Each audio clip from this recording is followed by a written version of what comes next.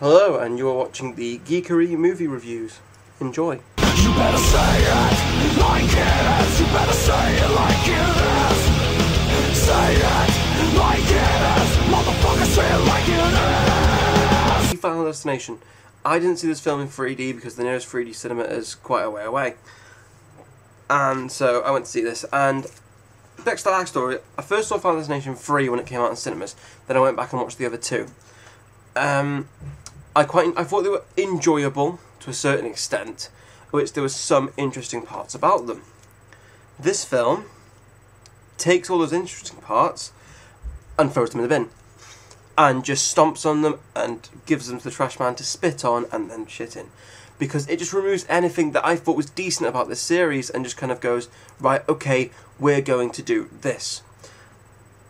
The deaths aren't that gory, really. I know I'm not a spoiler person, but I'm just going to tell you now, they're not that gory compared to the other films in which you would see things happen on a really gory level. You know, the big car crash at the start is really gory, and then the rest of it just kind of tones it down.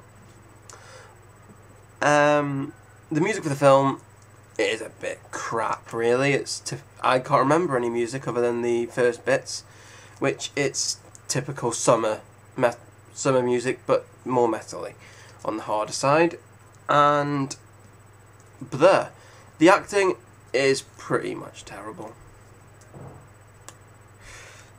The writing for the film also pretty much terrible. It's some of the worst dialogue I have had. The plot doesn't really seem to know what it's doing. Yeah, it has inconsistencies. And the worst thing of all, there's a coffee shop in it called Death by Caffeine. Yeah, that's how swell this film is. The directing is standard horror film directing in a level that you kind of get bored halfway through. After the first death, I got very bored. You know, after the big car crash there's a death, I got very bored after that and I just wanted to leave. I started slowly slooping down in my chair and just wanting the film to end. I hope that's enough. There's some really bad.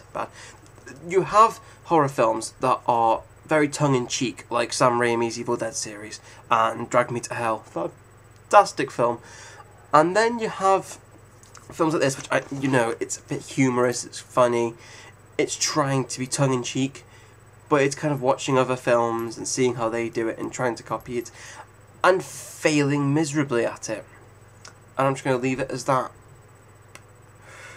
Directing 2, writing 1, rewatch 0, acting 3, music 3, overall 36%. This film's pretty terrible.